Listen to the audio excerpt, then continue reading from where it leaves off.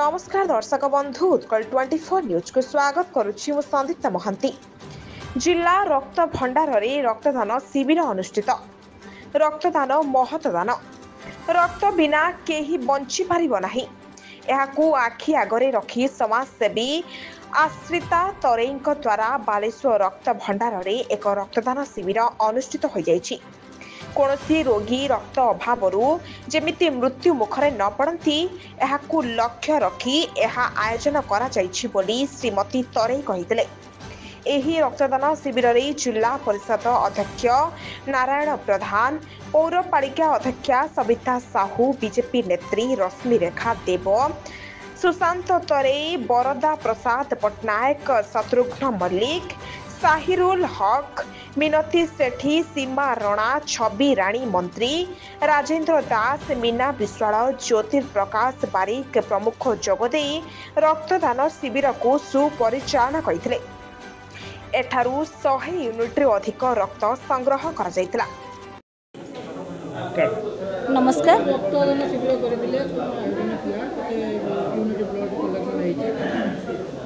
प्रथमे रक्तदान महापुण्य।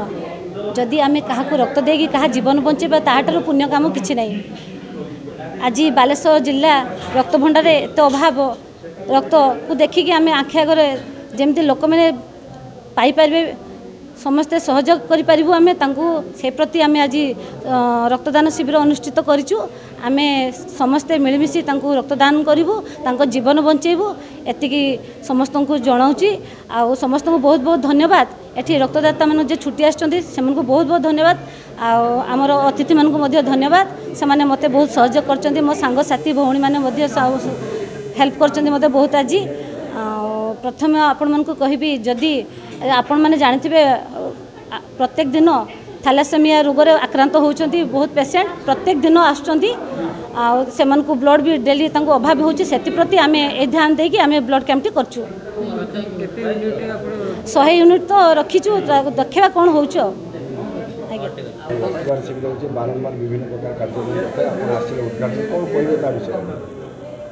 देखु। आज आमर मैडम आश्रिता तरेई पक्षर से आज रक्तदान शिविर अनुष्ठित कर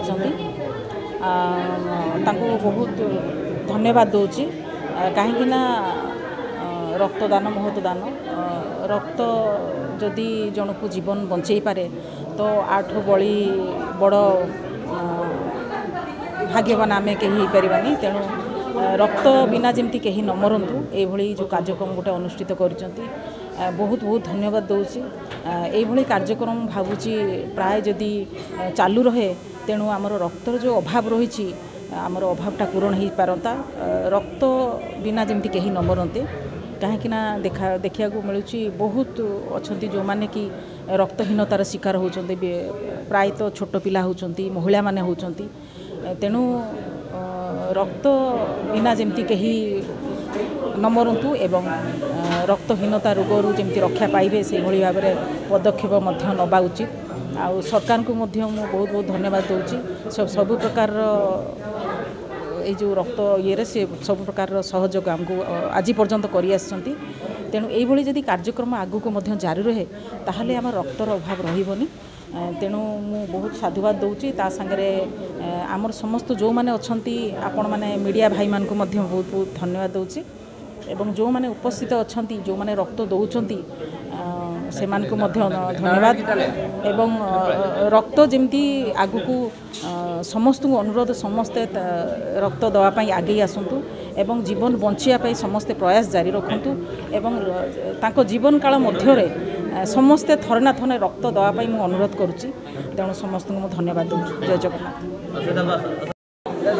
आज आश्रिता समाजसेवी रक्तदान शिविर बारंबार विभिन्न प्रकार कार्यक्रम से करते तो प्रथम धन्यवाद देवा संगे संगे ये एक रक्त बर्तमान जो क्राइसिस समय बा रक्त मिलूना हॉस्पिटल बहुत समस्या दृष्टि से एक कार्यक्रम कर धन्यवाद देवा संगे संगे जो रक्तर प्रतिबदल आम बर्तमान सुधा विज्ञान एत आगेले आम करना। तेणु एभली कार्यक्रम को प्रशंसा करने संगे संगे प्रति जीवन मूल्यवान हिसाब से जो प्रति लोकों कार्यक्रम कर धन्यवाद प्रश्न समाज एभली कार्यक्रम आहरी दीर्घ दिन धर चालू तांको सहित आम रही आम आगामी दिन में यह कार्यक्रम आहरी करूँ ये दिन 2 दिन भितर आम गोटे ब्लड डोनेशन कार्यक्रम कर